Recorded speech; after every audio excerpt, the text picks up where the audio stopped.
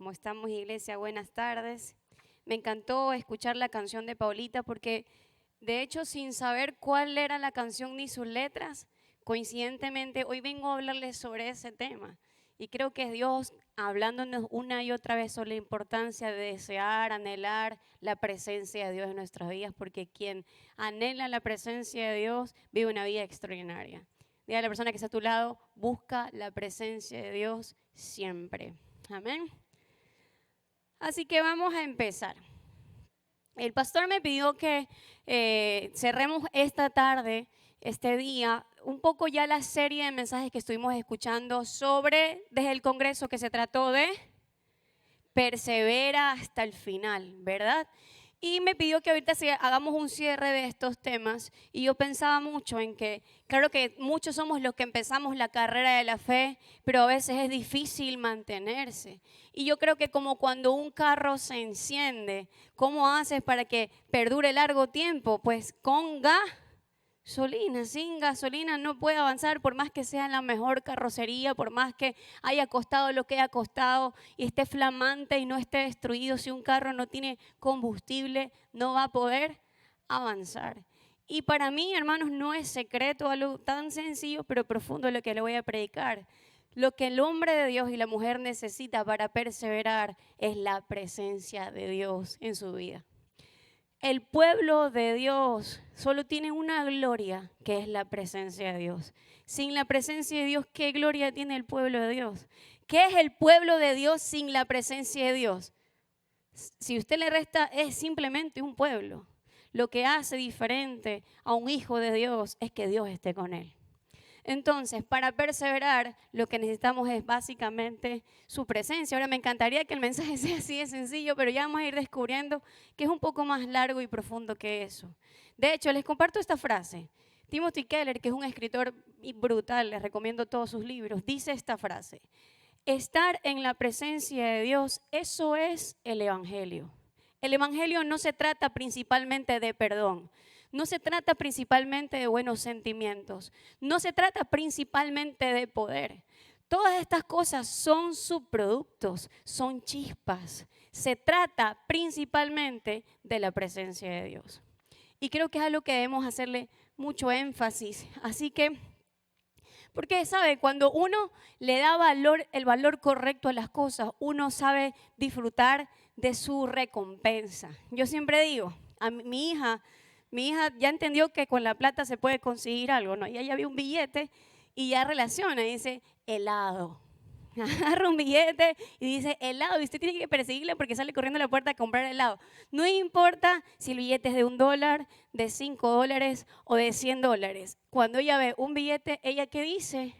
Puedo comprar helado. Ahora, el problema con la presencia de Dios es que el no valorarla hace que nosotros no podamos entender la trascendencia de ello. Imagínense tener un billete de $100 y solo pensar que puede comprarse un pequeño helado. A veces no entender el valor de la presencia de Dios es menospreciar el poder que ella trae, la magnitud de su santidad y todo lo que tiene para darte a favor o para transformarte. Y muchos han caído en el error de no entender el valor de la presencia de Dios. Si tú lees la Biblia, vas a darte cuenta que de Génesis a Apocalipsis, ¿qué es? Sino la historia de una serie de personas parecidas a ti y parecidas a mí que tomaron una decisión, qué hacer y qué no hacer con la presencia de Dios. Es solamente eso. Hoy la Biblia ya está cerrada, no se le agrega ni una sola letra, pero pudiese bien seguir siendo escrita, incluyéndote a ti y a mí como personajes. ¿Qué estuviese escrito en las letras de ese libro si es que hablasen de qué tú has escogido hacer con la presencia de Dios? Desde Adán hasta Juan en el Apocalipsis, una serie de personas que escogieron darle un valor a la presencia de Dios o desvalorizar la presencia de Dios. Vas a encontrar miles de ejemplos. Pero si se escribiese de ti, ¿qué estuviese escrito? Porque de eso se trata la vida del cristiano. ¿Qué valor, qué importancia, qué lugar ocupa la presencia de Dios en tu vida? Eso es todo. Entonces, hay varios ejemplos que quisiera compartir para poder identificar hacia dónde nos inclinamos más. Y vamos a empezar con el libro de 1 Samuel, capítulo 4. Primera de Samuel, capítulo 4. Nos vamos a quedar un par de capítulos ahí.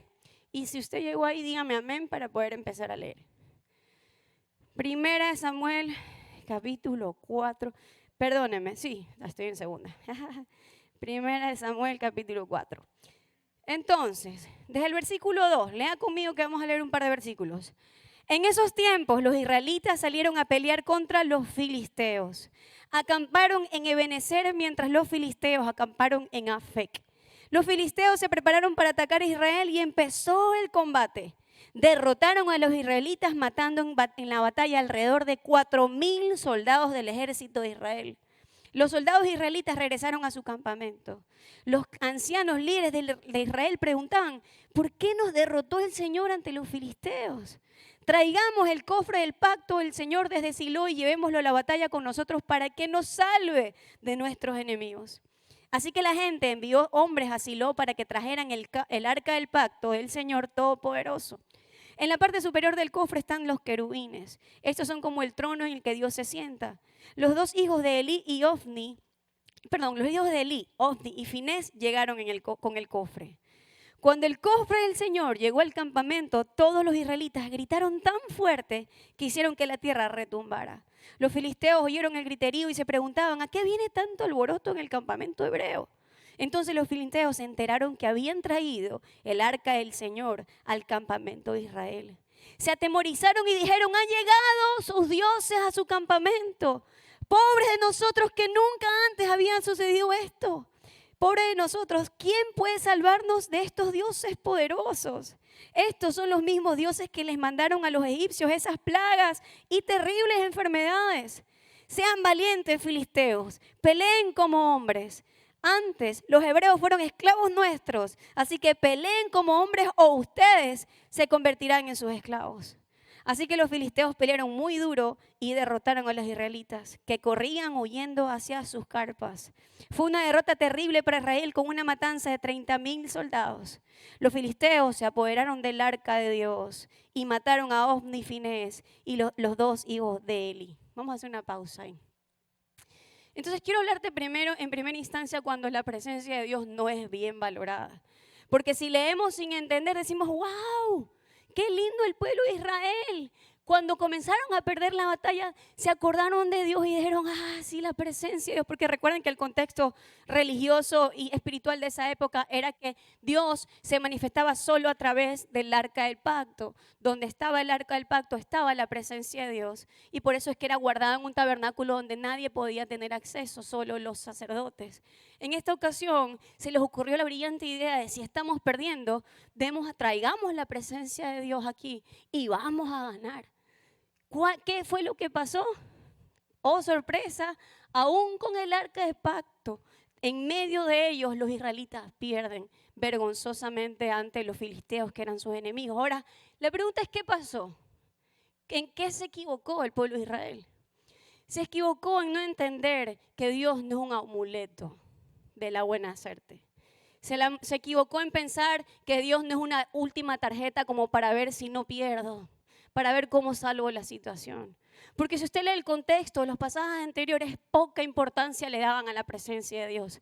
De hecho, los sacerdotes hipócritas que cargaron el acta eran los hijos de Elí, que eran unos corruptos, que vendían y se beneficiaban económicamente ahí en el tabernáculo y que se mofaban de la presencia de Dios. Y el pueblo de Israel tampoco le interesaba honrar a Dios.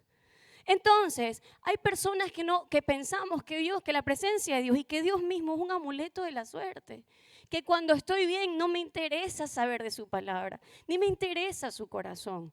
Pero cuando las cosas comienzan a complicarse, me acuerdo, Jesucristo, Dios Todopoderoso, me voy a la iglesia y me voy al reinito y hago esto y llamo a mi embajador, o voy y me pego un rezo y prendo la velita. Y entonces las cosas tienen que solucionarse.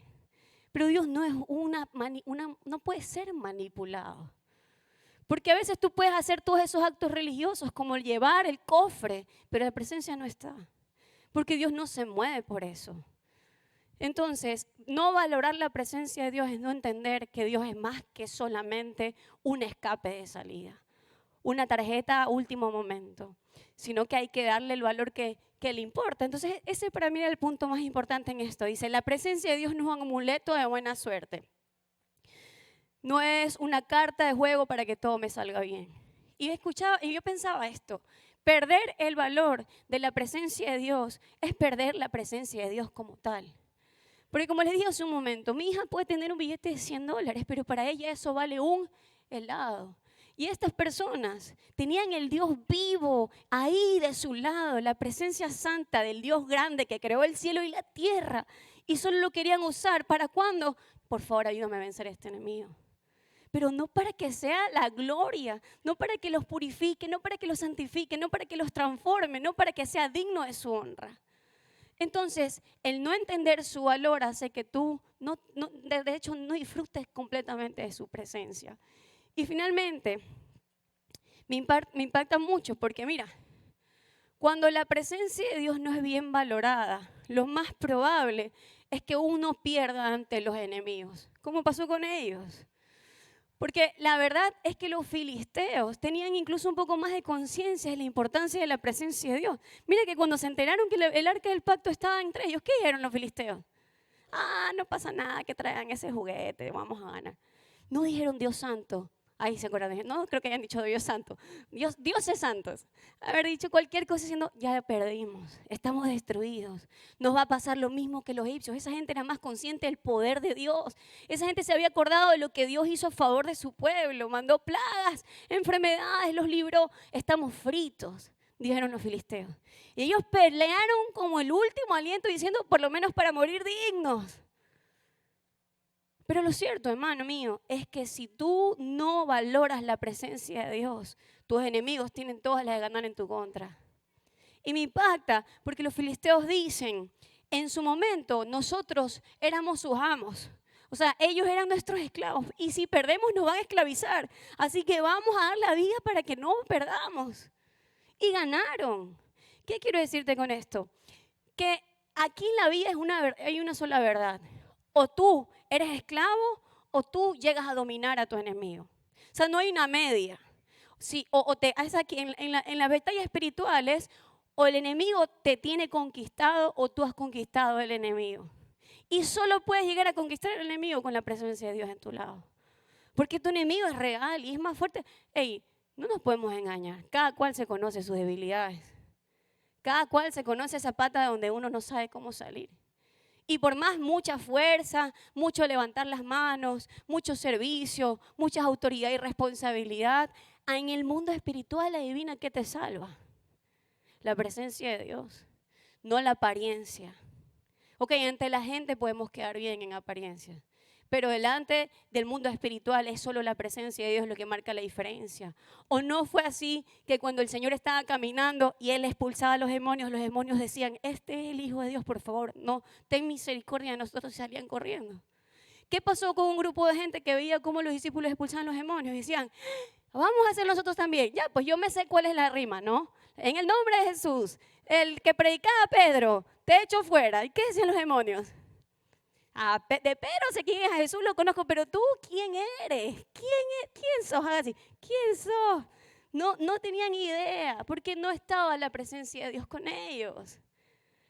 Y tú y yo nos queremos meter en batallas importantes como salvar tu matrimonio, salvar tu economía, salir de una adicción, salir de un problema difícil, de una depresión. Sin la presencia de Dios, ¿realmente crees que lo vas a lograr?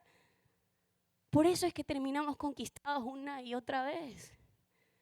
Porque nuestro enemigo sí es fuerte, por lo menos más que nosotros, pero no más que nuestro Señor. Entonces, el pueblo de Israel salió conquistado porque no le dieron el valor a la presencia de Dios como debían. Y eso pasa con nosotros también. Ahora, después de esto, unos versículos más adelante, la Biblia te dice que uno de los sobrevivientes de la batalla del pueblo de Israel regresa al pueblo y regresa obviamente medio muerto, turuleco, para contar lo que estaba pasando y comienza a decirles, hemos sido derrotados por los filisteos. Y no solo eso, a los hijos del sacerdote, que era el más importante líder en esa época, están muertos. Y no solo eso, se llevaron la presencia de Dios, se llevaron el arca del pacto.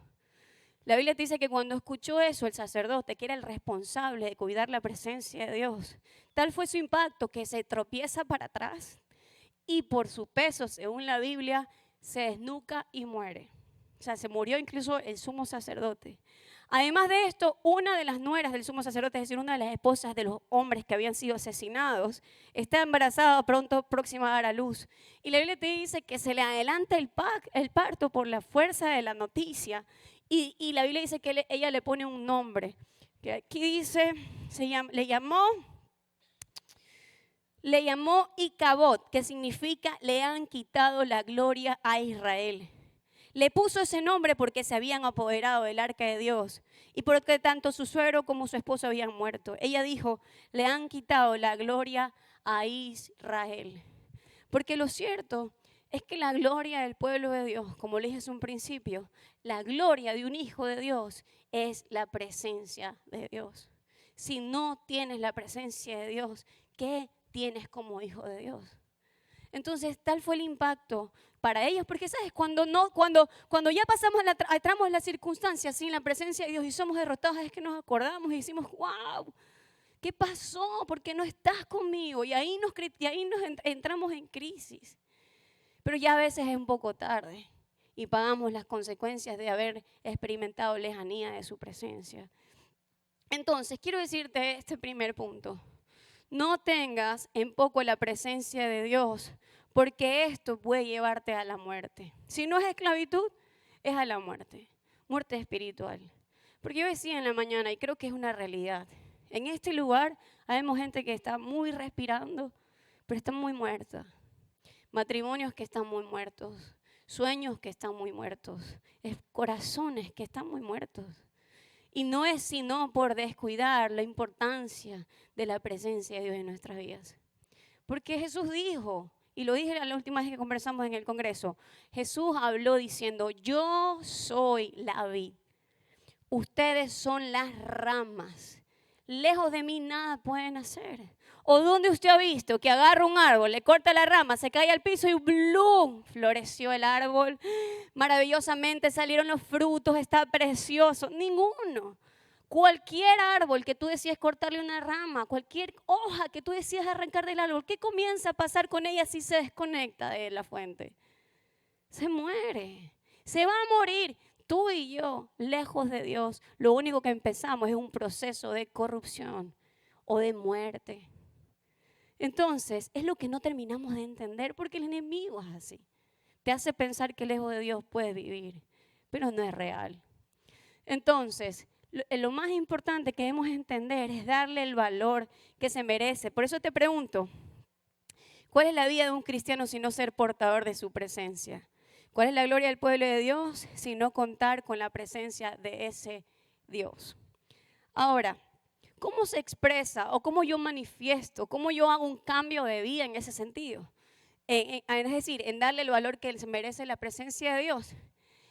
Cuando este sumo sacerdote se muere, Dios levanta a otro hombre que se llamaba Samuel. Así que quiero que lea conmigo unas páginas más adelante el capítulo 7 del mismo libro de 1 Samuel. Versículo 2 dice, pasaron 20 años y el pueblo de Israel empezó a llorar pidiéndole ayuda al Señor de nuevo. Samuel les dijo, si en verdad quieren volverse al Señor de todo corazón, entonces desháganse de sus dioses extranjeros y de los ídolos de Astarte. Dedíquense completamente al Señor, solo a Él deben servirle, entonces los salvará de los filisteos. Así que los israelitas se deshicieron de sus estatuas de Baal y de Astarte y sirvieron solo al Señor. Samuel les dijo, reúnan a todo el pueblo de Israel en Mizpa para que yo ruegue por ustedes. Adelantémonos al versículo 13, por favor. Y dice, los filisteos quedaron derrotados y ya no invadieron el territorio de Israel. El Señor estuvo contra los filisteos durante toda la vida de Samuel. Los israelitas recobraron las ciudades que los filisteos habían tomado antes en la región filistea, desde Ecrón hasta Gat. También hubo paz entre Israel y los amorreos. Samuel dirigió a Israel durante toda su vida. ¿Qué quiero decirte con esto? Una vez que esos sacerdotes que no daban el valor importante a la presencia de Dios, Dios levanta a otro hombre. Ahora, no te leo un versículo, pero un versículo antes, en el capítulo 6, antes de que se acabe, te dice que, a ver, ¿cómo fue la historia? Ustedes saben la película. La película fue que los filisteos terminaron ganando la batalla, ¿verdad? ¿Qué más pasó? Se llevaron el arca del pacto los filisteos. Los filisteos pensaban que estaban llevando el mejor trofeo, ¿no? Como cuando uno gana la batalla, se llegaban a la cabeza de ni sé quién, o así. Bueno, estos señores no se llevaron sino el arca del pacto para poder un poco regordearse de que habían vencido el pueblo de Israel. Lo que no sabían es que apenas esa arca tocó su tierra, comenzaron tormentas, comenzaron a enfermarse, les comenzaron a salir tumores, comenzaron a haber ratas, toda una desgracia en el pueblo filisteo que no duraron, sino creo que fueron 6 o 7 meses, donde dijeron, Dios mío, no Dios mío, eso no te he dicho, Dios israelita, ya saquemos esto de aquí porque nos están matando, nos está haciendo un problema. Y mandaron unas vaquitas, treparon el arca y dijeron, vaya para allá. Y se fue el arca de regreso hacia el pueblo de Israel. Pero el pueblo de Israel no le paró bola al arca del pacto para variar y se quedó en la casa de un sacerdote que se llamaba Abinadab. Y ahí quedó. La Biblia te dice que casi 70 años se quedó el arca del pacto botada. 70 años. Pero en ese interín aparece el profeta Samuel. Y pasa lo que pasa. El pueblo se dio cuenta de que no podía seguir viviendo lejos de Dios porque les iba de mal en peor. ¿Y qué dice la Biblia? Que Samuel les dice, ok, ¿ustedes quieren darle valor a la presencia de Dios? ¿Quieren que la presencia de Dios les acompañe? ¿Saben lo que tienen que hacer? Sacar los ídolos. Sacar los dioses falsos. Porque amigos, les voy a decir una cosa. Recibir la presencia de Dios. Hoy en día, en el año 2023, está visto muy místicamente. Pensamos que si llenamos una habitación con velas, si le ponemos muchos ritos religiosos, si ponemos una música suavecita, un ambiente romanticoso, decimos chuzo a la presencia de Dios. La presencia de Dios no se la prepara haciendo un espacio físico, se la prepara un corazón que decide ponerlo por sobre todas las cosas. Eso es valorar la presencia de Dios. La presencia de Dios no es ir a un lugar y un espacio físico y levantar las manos nada más. La presencia de Dios habita en el corazón de la gente, no en un espacio físico solamente. Es más, Dios nunca quiso templos, lo predicaron la otra vez. Nunca fue la idea de Dios, métame en 4 paredes. Tampoco quería estar limitado en el arca. Era mucho más que eso. Entonces, el problema es que como cristianos nos damos cuenta de que no tiene nada que ver, o sea, es mucho, a ver, ¿qué es más fácil? Le voy a decir la verdad. ¿Qué es más fácil? Prender una vela, poner una música bonita, pues no sé, agarrar un rosario. ¿Qué es más fácil? ¿Eso o decirle no al pecado? O pues cortar relaciones que nos hacen daño. O terminar con una adicción y problemas que nos alejan de Dios. ¿Qué es más fácil? Yo prendo la vela. Yo digo, uy, la presencia. No, pero la presencia de Dios no viene, no se provoca, no se agrada. De ese tipo de cosas, si tu corazón está lejos de Él. Entonces Samuel fue claro, hermanos, ya. No quiero corderos, no quiero sacrificios, necesito que tumben los ídolos.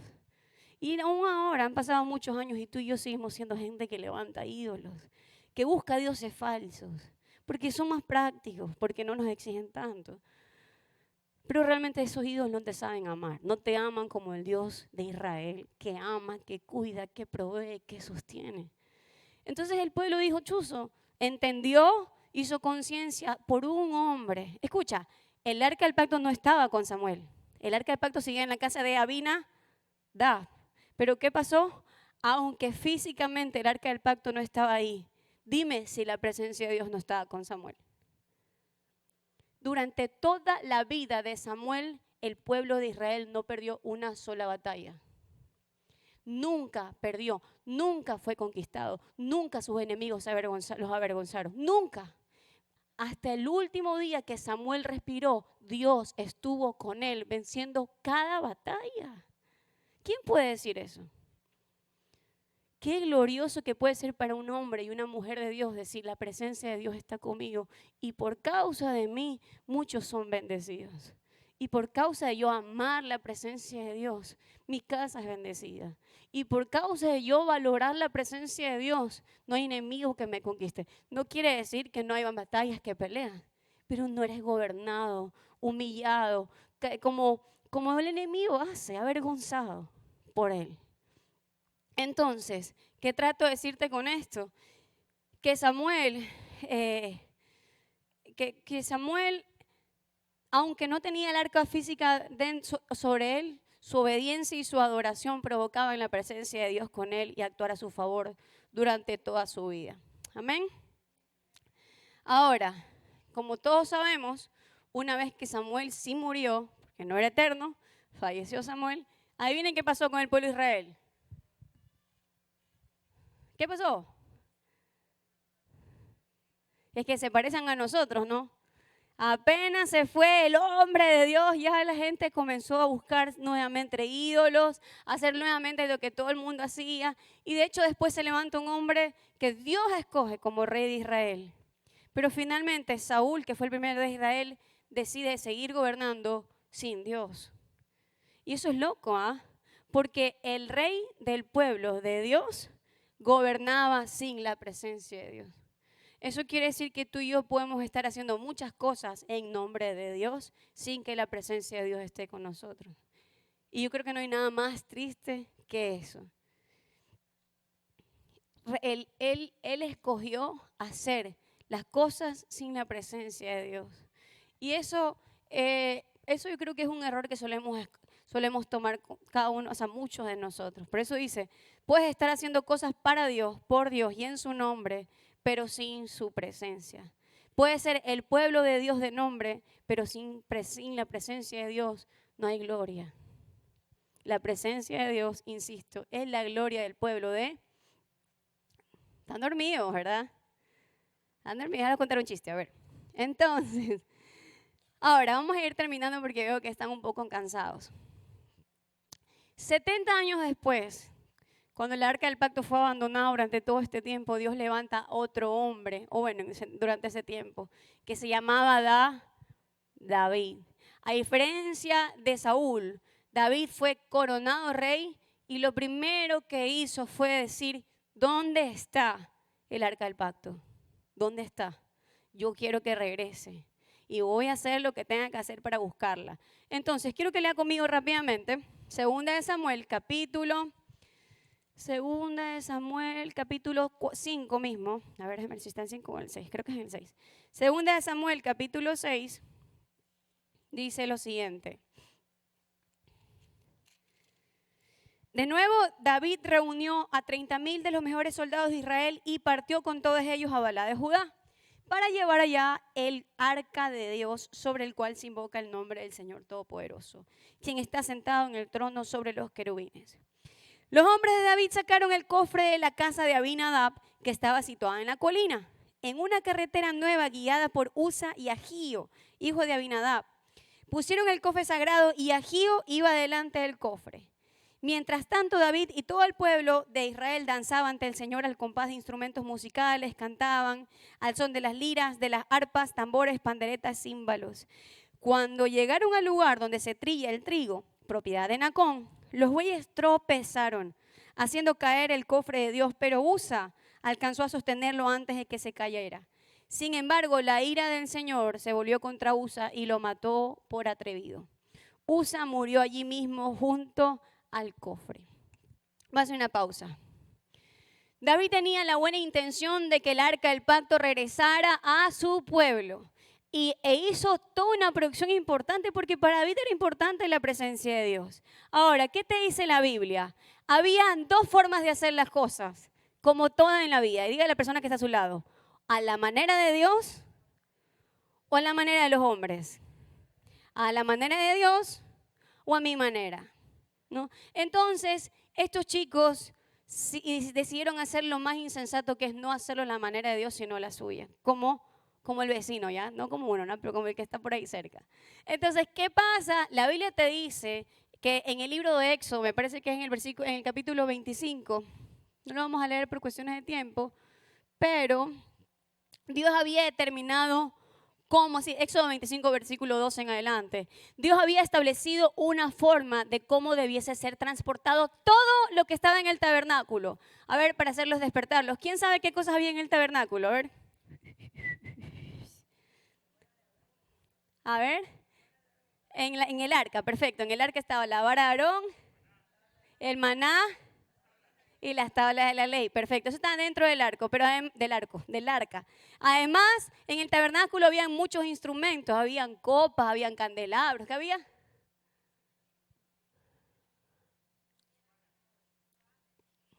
Ah, no, quería tambor, mucho ruido. Hoy mi hija le regalaron una batería. Aquí está, en este lugar está la persona que a mi hija le regaló una batería. No sé si me quiere o me odia, pero yo la bendigo. No, mentira, perdóneme, sí. No, el Señor no quiere temores.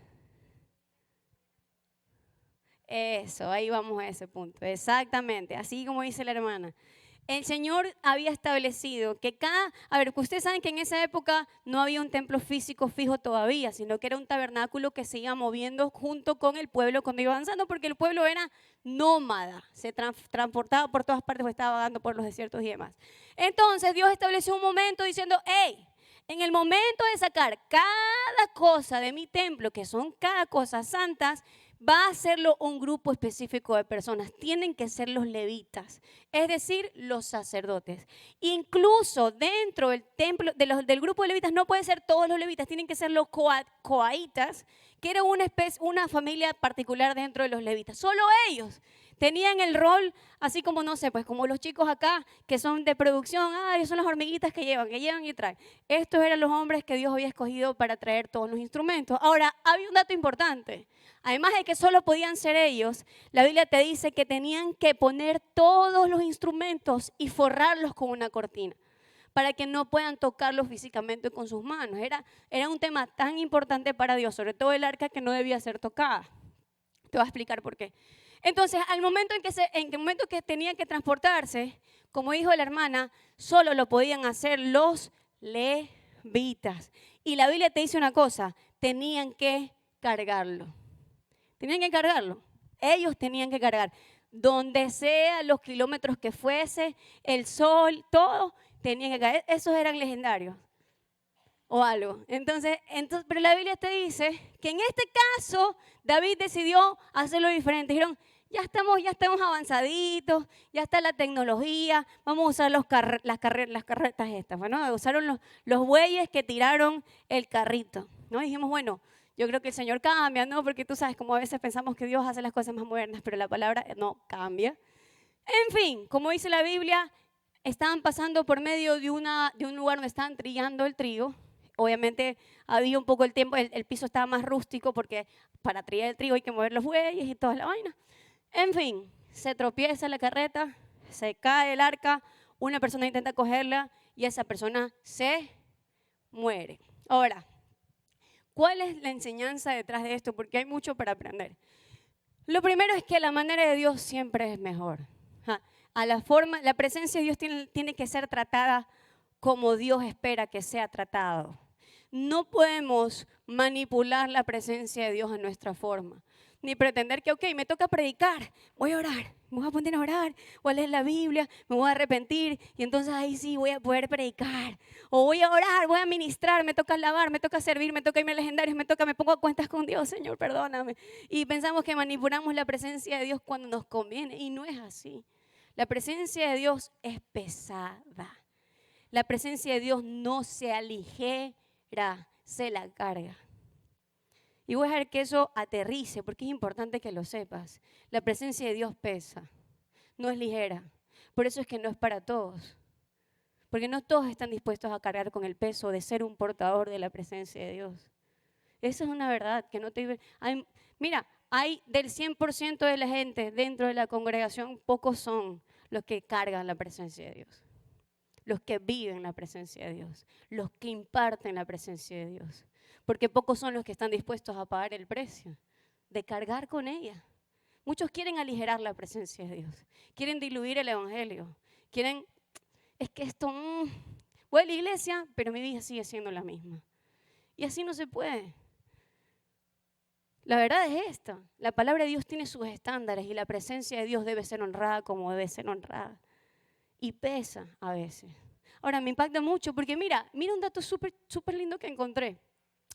Cuando ellos estaban pasando ese lugar, la Biblia te dice que estaban en un lugar donde se trillaba el trigo, es decir, se procesaba la cosa.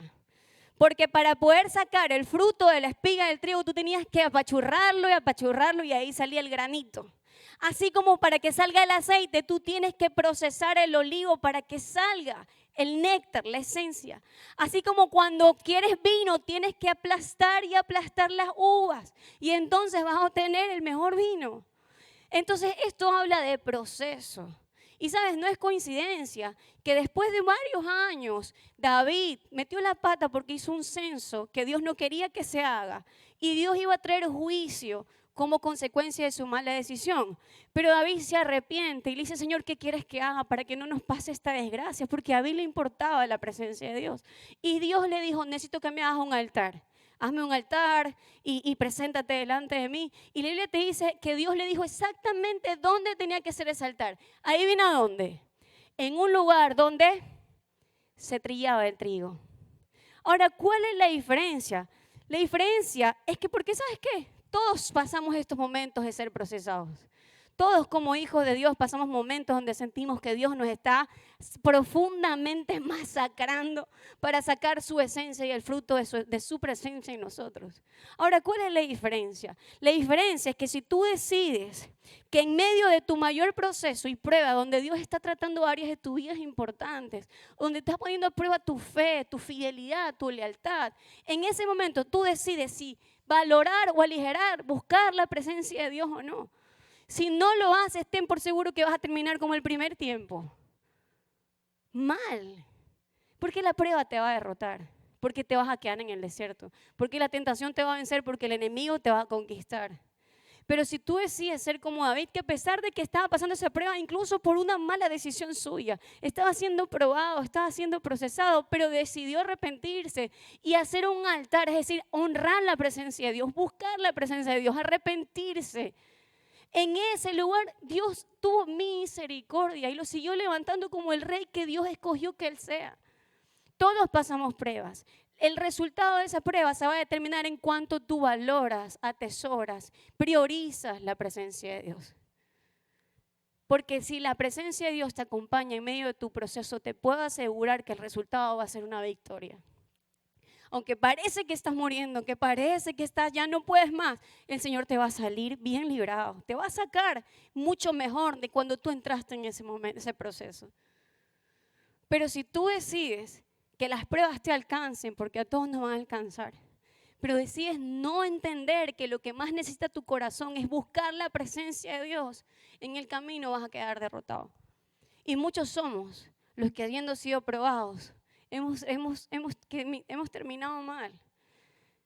Porque la prueba es dura, porque a nadie nos gusta, pero definitivamente la presencia de Dios contigo, tu dependencia, tu desesperación va a determinar cuán victorioso salgas de ella.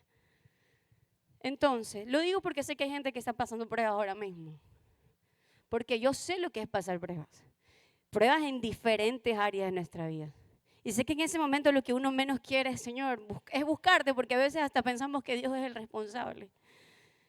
Pero lo más sabio que podemos hacer es derrumbarnos delante de la presencia de Dios y decirle, Señor, si tú no me sacas aquí, yo me muero. Y yo sé que tú eres un Dios de vivos y no un Dios de muertos. Y sé que Dios saca al que confía. Por eso es que la palabra de Dios dice, dichoso el que tiene en ti su fortaleza. Porque definitivamente en medio de la aflicción tú sí vas a renovar sus fuerzas.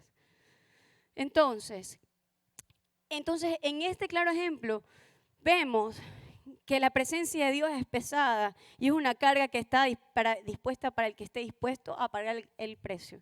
Porque ¿sabes? Algo muy loco que pasó es que David, cuando Dios le dijo, quiero que hagas un altar en ese lugar físico, o sea, no era suyo, no era su propiedad. David era el rey. Entonces él llega a ese lugar diciendo, Dios me ha dicho que tengo que hacer un altar aquí. Obviamente el dueño del lugar dijo, Dios mío, el rey, lo mínimo que puedo hacer es regalarte este espacio, toma, te lo regalo. Haz en esta tierra lo que tú quieras. Y David dijo una frase que me impacta hasta el día de hoy, porque David le dijo, yo no le voy a dar a Dios nada que no me cueste. Porque eso es entender el valor de la presencia de Dios. Es entender que a veces cuesta, pero se merece que se pague ese precio. Entonces, ¿qué estás dispuesto a hacer tú para ser un hombre y una mujer llena de la presencia de Dios? ¿Estás dispuesto? No, porque es una libre elección, como todo lo que el Señor nos da y nos presenta en el camino.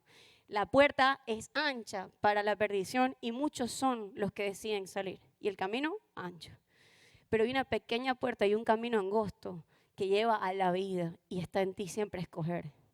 Valorar la presencia de Dios o no, siempre está en tus manos. Y por eso hoy vengo de parte de Dios, nada más hacerte un gentil recordatorio de que todos los días estás tomando decisiones. Y que lo más sabio que tú puedes hacer es, aunque cueste un poco, aunque pese un poco, aunque duela un poco, pero escoger quedarte con Dios siempre va a ser mayor recompensa. Y sí que vale la pena escoger a Dios sobre todas las cosas. Amén. Así que Vanessa, quisiera que se ponga de pie conmigo para ir terminando.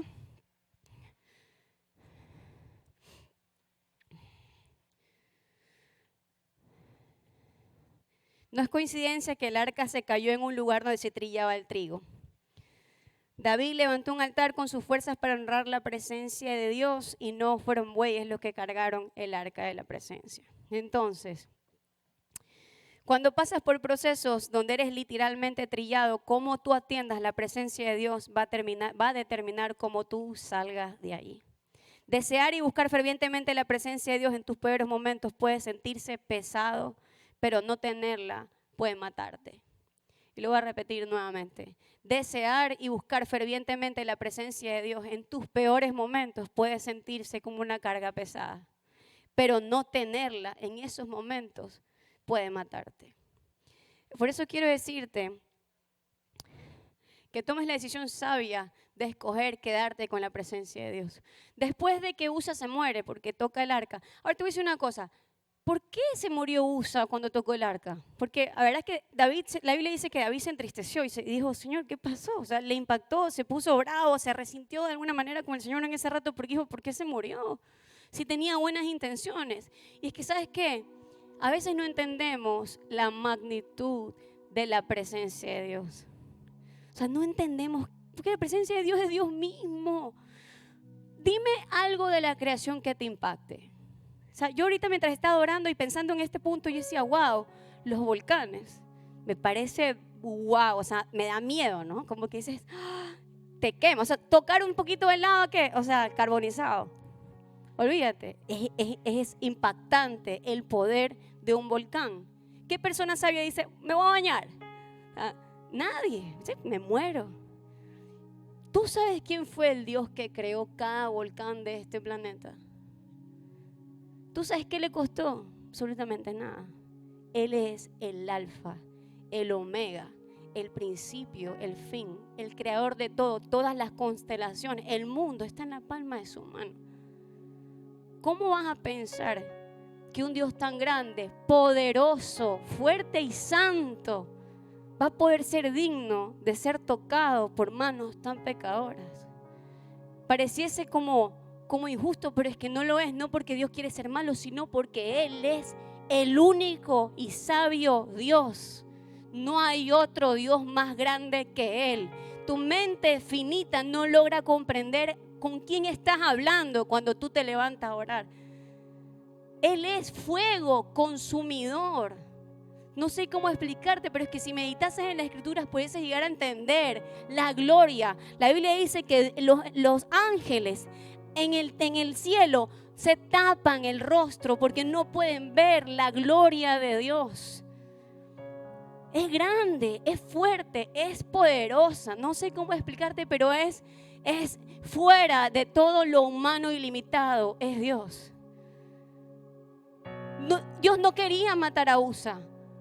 Pero Él es santo, 3 veces santo, y Él era un pecador. Por eso Dios dijo, hey, sigue mi instrucción, porque no quiero que nadie pague el precio de tocar lo profano, lo santo. Y entonces es algo que quiero que comprendas porque la presencia de Dios, así de grande, así de santa, un día decidió encarnarse. El cielo se cansó de la búsqueda inconstante del hombre. Te busco un día, te dejo buscar. Te busco cuando me va mal, cuando tengo mis procesos, cuando llega el diagnóstico, cuando mi marido ya no regresa a casa, cuando mi hijo está perdido en drogas. Te busco en ese momento. Pero Dios se cansó del pueblo de Israel y su infidelidad y dijo, ok, si tú no valoras mi presencia, creo que es necesario que mi presencia vaya por ti. Por eso es que la Biblia dice que el Dios invisible se hizo visible en Cristo. Y siendo Dios, tomó forma de hombre y se humilló, porque la presencia de Dios no podía ser limitada por un mero cuerpo humano. Es una locura. Y decidió hacerlo por amor, porque necesitaba rescatar una serie de personas ingratas, imperfectas, corrompidas, inconscientes de su poder, inconscientes de nuestra propia limitación, inconscientes del futuro que nos espera sin escogerlo, del fuego ardiente que todo lo va a consumir en un momento. Entonces la presencia de Dios se hizo carne. Y ahí sí cuento esta historia. La Biblia dice que Dios murió por nosotros. Cristo pagó el precio en la cruz. Ahora, recuerda que si lo santo tocaba lo profano moría, como pasó en el caso de Usa. Cristo fue el único caso donde lo santo tocó el pecado, pero murió el santo.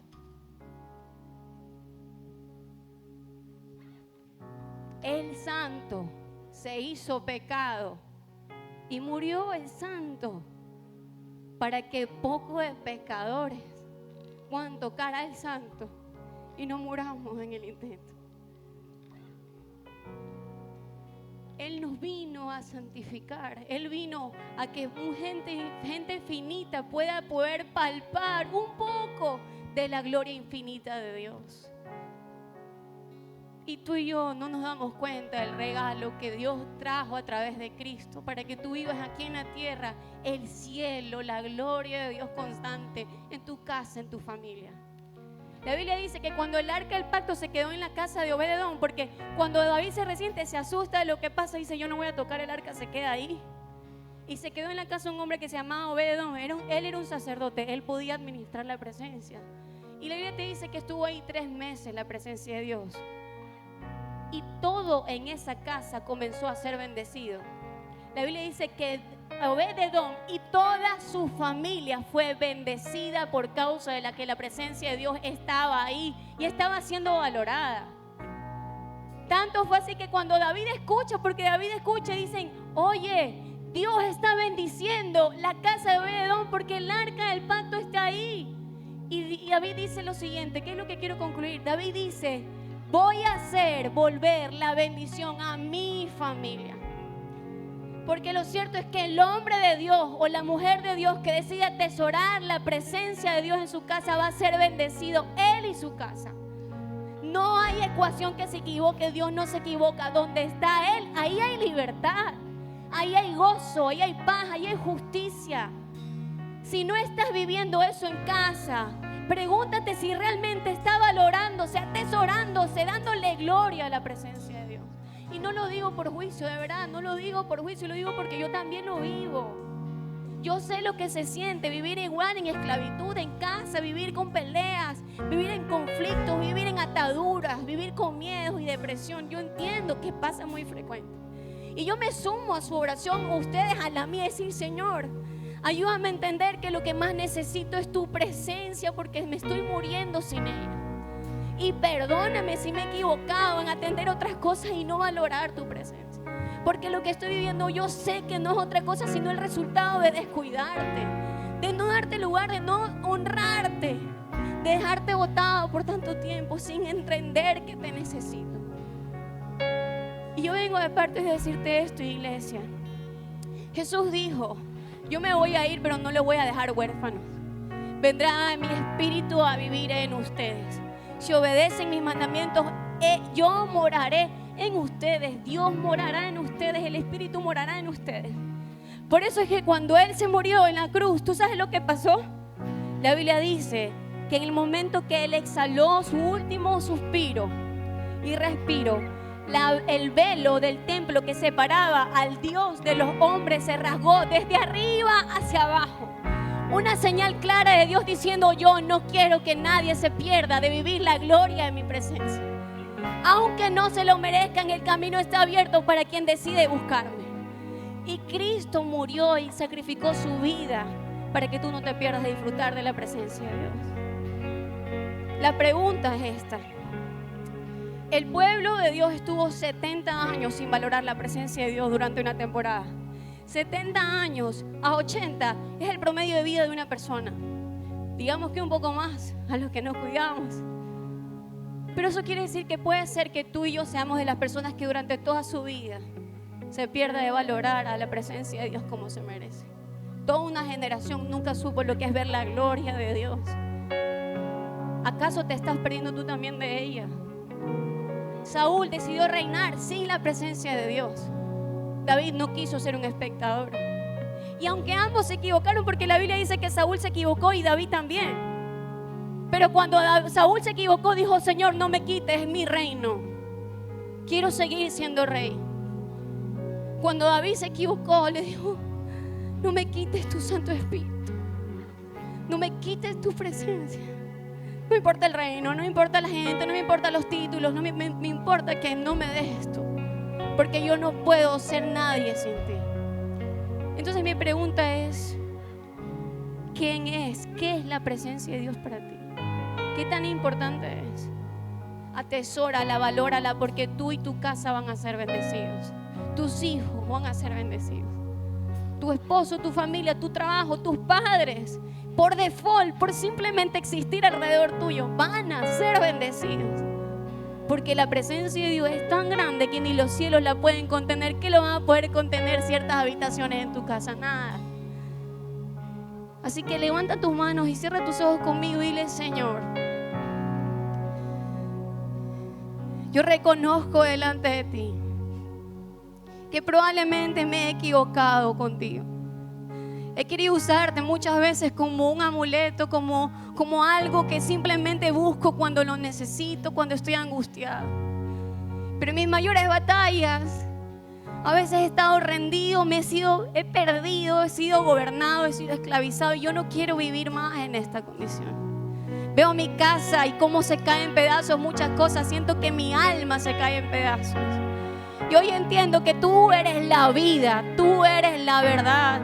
Y necesito tu presencia que abunde en mi corazón, que abunde en mi familia. Y dile con tus propias palabras: ven y lléname de tu presencia. Llena mi casa de tu presencia, llena mis negocios de tu presencia, llena mis sueños de tu presencia. Porque donde está tu presencia no hace falta nada. Dile: deseo estar contigo. Me moría, mi corazón se estaba muriendo sin ti. Yo hoy te busco y te pido: ven, acércate a mí. Porque tu palabra dice: acérquense a Dios y Él se acercará a ustedes. Y el que hoy decide buscarle con todo su corazón, como dice su palabra, yo me dejaré hallar de Él. Señor, anhelamos tu presencia. No queremos vivir muriendo, no queremos seguir en esclavitud. Ven y trae la libertad que prometiste. Tú eres digno, Señor, de entregarte completamente mi corazón. Yo renuncio a los ídolos, a todo lo que me aparta de ti. Prefiero quedarme contigo, Jesús. Toda mi vida anhelo, deseo, me muero por estar contigo. Te busco, hoy rey. Todo mi ser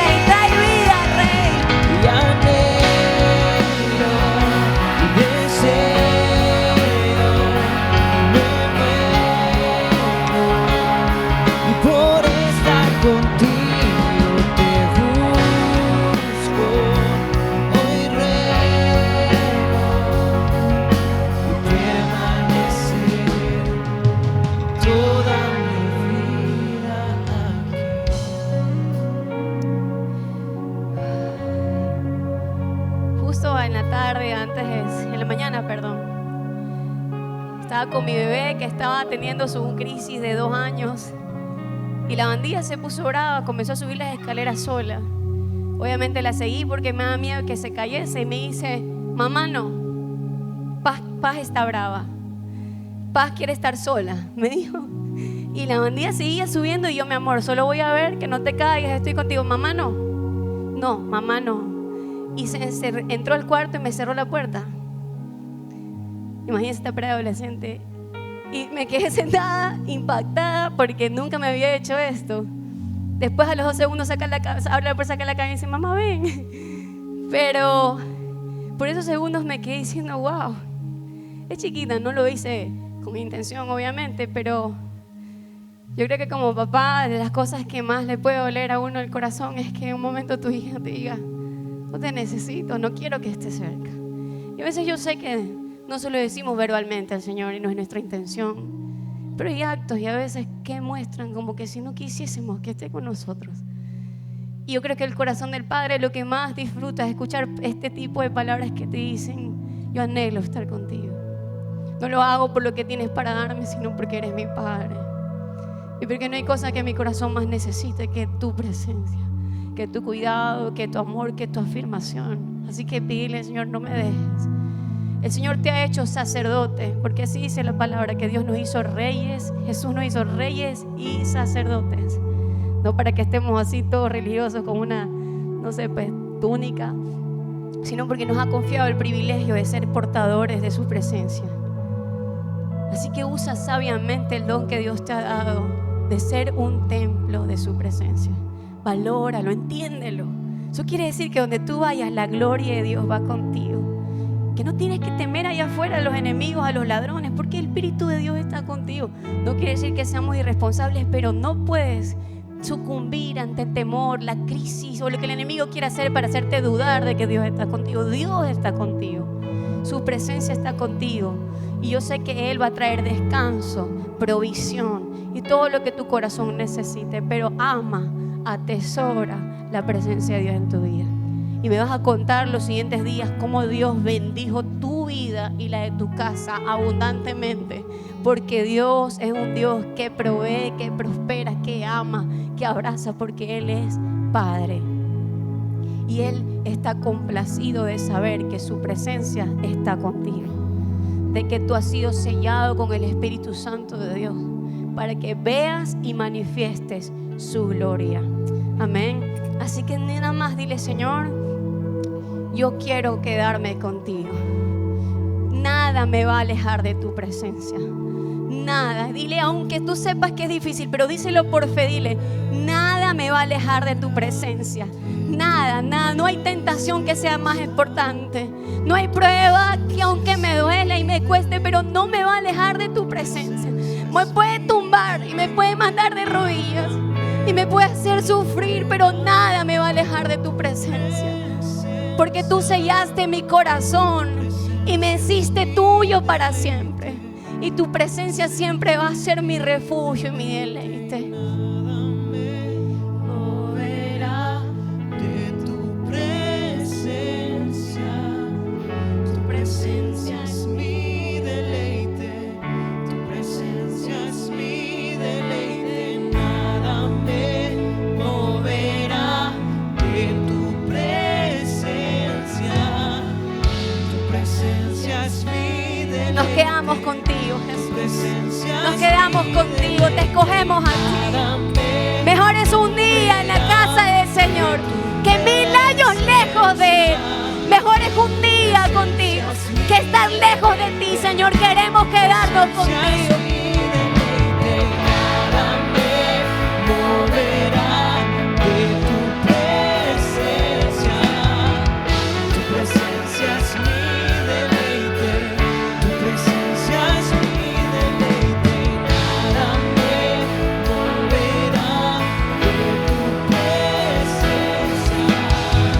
Tu presencia es mi deleite, tu presencia es mi deleite.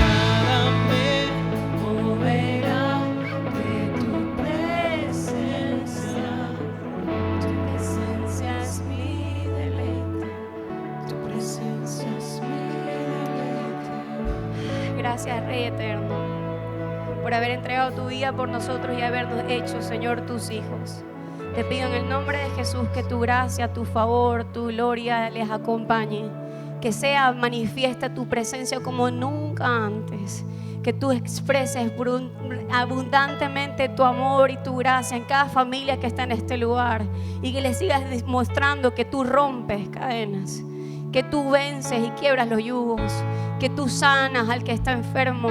Que cada persona que te tocó mientras estaba aquí en la tierra fue completamente transformada, restaurada, sanada. Y tú sigues siendo el mismo porque tú no cambias. Que ellos toquen tu presencia y sean completamente transformados. Es mi oración. Yo los bendigo, Señor. Y sobre todo te damos a ti toda la gloria por haber amado tanto, por haber sido tan paciente y por ser tan bueno y tan fiel. Bendito eres tú por los siglos, Señor, y en ti está puesta nuestra confianza. Te damos las gracias en el nombre de Jesús. Amén y amén. ¿Qué tal si le da un aplauso al Señor? Le dice gracias por todo lo que tú haces por mí. Gracias por tu amor. Y agarre a alguien de su familia y dile: mi casa está llena de la presencia de Dios. Dígale a tu amigo: tú estás lleno de la presencia de Dios. No te olvides que lo único que necesitas es su presencia y Él te dará descanso. Señor les bendiga, iglesia. No se olviden que a la salida tienen las personas de Legendarios y las personas también de Somos Reino para que puedan tener sus entradas. La persona que vino por primera vez, y si hay alguien más, no queremos que se vaya sin que nosotros podamos darle un pequeño detalle, conversar, yo poder abrazarles, conocerles. Así que aquí adelante vamos a esperar a las personas que nos visitan por primera vez. Con el resto, que Dios los bendiga, iglesia, que tengan una semana llena de la gloria, de la presencia de Dios, que sean sacerdotes que muestran y que expresan y manifiestan la gloria de Dios. Un abrazo fuerte, bendiciones.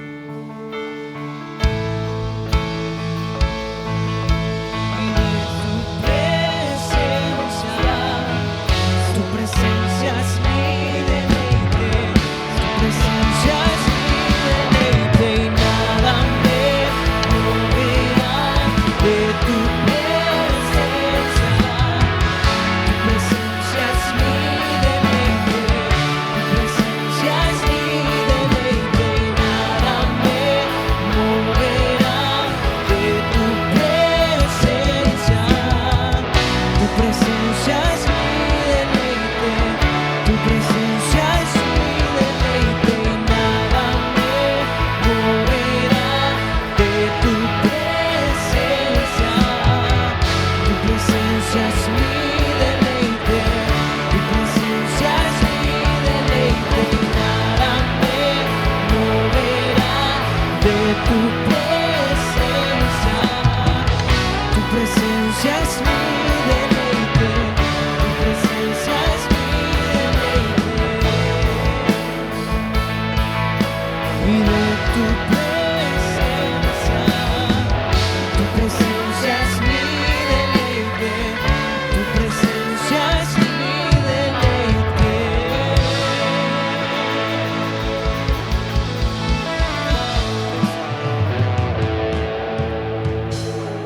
Dios te bendiga, iglesia.